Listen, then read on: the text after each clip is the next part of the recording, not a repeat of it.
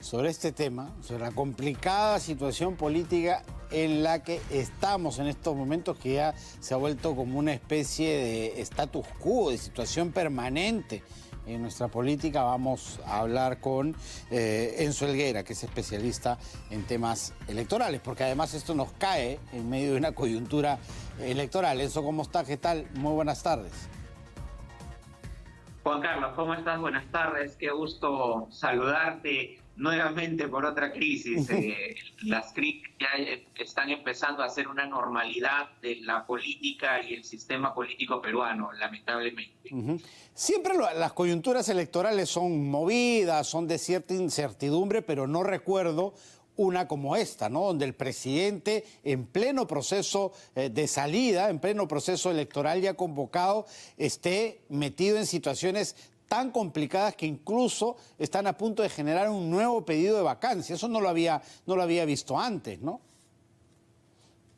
No solamente esto, sino que en tan corto periodo de complementario de gobierno que le toca a él, el haber estado enfrentando, o el estar enfrentando, porque actualmente lo hace nuevamente, procesos de vacancia, tampoco lo hemos visto en nuestra historia, incluso en gobiernos con popularidad mucho más débil. Recordemos el gobierno, por ejemplo, de Alejandro Toledo, que terminó muy bajo en las preferencias electorales, no enfrentó tal cantidad de Claro. vacancias a pesar de ser políticamente inestable.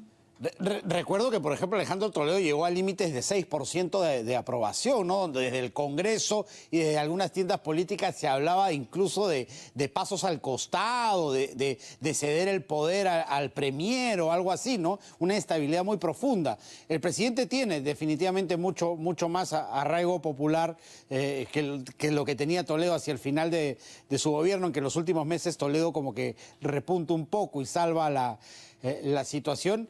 Pero la situación políticamente es muy endeble, porque recordemos que en un caso absolutamente sui generis, este presidente, luego del cierre del Congreso, no tiene bancada, no tiene una fuerza, un paraguas en el Congreso que lo pueda defender. Sí, es lamentable por un lado porque se supone que la democracia está fundada en la estabilidad de los poderes del Estado. Es el Ejecutivo quien no tiene un respaldo de bancada, que tiene, si bien es cierto, conversaciones con grupos parlamentarios. Sin embargo, él normalmente está acudiendo, se hace valer de esa popularidad que mencionabas en un inicio, frente al Parlamento, y constantemente apela a la ciudadanía o apela a la popularidad justamente que él tiene para confrontarse muchas veces con el Congreso. Siempre utiliza esa estrategia, y es además la primera vez que se le ve a un político airadamente salir, enfrentar al Parlamento sin tener representantes del Parlamento, ¿no? Entonces esto también está generando un caso para la historia de la política peruana. Y en esa coyuntura, ¿cómo juzgas tú el que ayer en una entrevista soltara este tema de que habían dos bancadas que finalmente se habían acercado a él? Dijo personas ligadas a la bancada, ¿no? Ni siquiera dijo bancadas, pero esto ha sido muy mal tomado, para ver la posibilidad de aplazar o cambiarle la fecha a las elecciones, ¿no? ¿No sientes que se ha abierto un frente muy peligroso gratuitamente, sin ser necesario? Sobre todo refiriéndome a Alianza para el Progreso, que ha sido bastante cercana al presidente de la República, ha sido bastante dócil con el presidente de la República, no ha sido una bancada absolutamente confrontadora, y que finalmente en la pasada situación de vacancia fue peso dirimente para que finalmente ella no prosperara, ¿no? Mira, es lamentable que él se haya abierto frentes, pero no es la primera vez que se enfrenta por un comentario que va en contra de estos, digamos, si se quiere, aliados, figurativamente, entre comillas, porque no son aliados formales, Claro. pero en los que sí se ha apoyado para buscar un respaldo. No se puede pensar en un parlamento con el cual no tengas amigos o no exista diálogo, porque va a jugar en contra al presidente de la República y lo está haciendo nuevamente y con bancadas importantes, porque estamos hablando que es APP, que es Acción Popular, no lo está haciendo, no se está enfrentando con bancadas minoritarias. Entonces, esto deja un poco que desear. Se le ha notado también al presidente salir un poco ofuscado a contestar a los medios de comunicación. Sale un tono como que de trolear, por decirlo de algún modo, a los periodistas, pero cuando lo hacen con él se victimiza. Entonces, esta serie de inestabilidad que él provoca o que él empieza a crear con sus propios aliados termina siendo sumamente peligrosa. Además, sales a un campo de batalla, a iniciar un enfrentamiento, una confrontación, pero a medias, ¿no? Porque finalmente no concluyes los argumentos, la acusación es gaseosa mientras que no se den nombres, pero prefieres dejarlo ahí nomás. Entonces, ¿para qué salir a hablar sobre ello si finalmente no va a llegar hasta el final, no? Bueno, en mi opinión esta es una estrategia o es un globo de ensayo. A ver. Por un lado tiene la presión del Parlamento, la presión de todos los congresistas de la República, y nuevamente es un alboroto que se va a formar por algunas bancadas o algunos grupos parlamentarios que cada vez que el presidente cometa un error o tenga algún tipo de acusación van a ir alegremente por la vacancia. Eso está por un lado. Pero por otro lado, como en el anterior estado o situación de peligro que ha tenido el presidente, en algún momento ni Acción Popular ni APP respondieron inicialmente de manera aliada, sino en contra, y luego tomaron una decisión diferente. Entonces, él, para evitar esto, toma una posición de acusar o presuntamente inventar una acusación con la finalidad que todos los ojos de la opinión pública vayan a esas bancadas y la responsabilicen si es que su voto fuera en contra del presidente. Es una jugada un poco más temeraria, si se puede decir, pero esta sería una posibilidad, porque normalmente tú no buscas pelearte con las bancadas, sino buscas sumarlas. Claro, exactamente.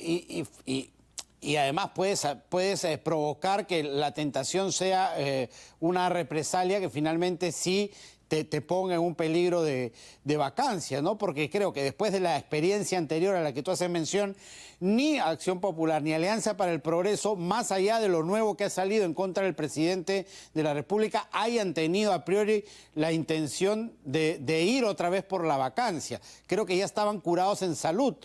Pero con esto como que les abres la puerta a la posibilidad, ¿no? De responder al ataque. Claro, lo que él está haciendo es avivar las llamas, ¿no? Lo que él está haciendo es ser muy temerario a la hora de enfrentar a estas bancadas. El tema va lamentablemente por algún tipo de información que seguramente él debe estar recibiendo de su entorno, en el cual le mencionan pues que de pronto estas bancadas no le van a respaldar, y él sale y los enfrenta, porque no es lógico, no es sensato estar abriendo frentes. Entonces, ante cierta información que él recibe, él toma reacciones. Entonces, ha puesto en entredicho estas situaciones, y los presidentes de los partidos políticos, precisamente con la seguridad de que no es verdad, salen y confrontan al presidente, que ese es un primer desgaste político que él mismo está provocando, y le dicen a través de comunicados que manifieste y dé el nombre o los nombres de las personas que habrían hecho este supuesto, esta supuesta insinuación para que él postergue las elecciones. Entonces al presidente también lo colocan en entredicho, y él, si no dice cuáles son los nombres, su credibilidad se va a ver mellada. Y si los dice, habría que corroborar si eso fue cierto, porque va a seguir en un entredicho, y estamos hablando que es el presidente versus un congresista, un vocero o alguien que supuestamente tomó el nombre de un congresista, y vamos a descender más el nivel de la política peruana, lamentablemente. Una última cortita, porque el tiempo nos gana. ¿Crees que en este caso llegue a prosperar la moción de vacancia que se está presentando?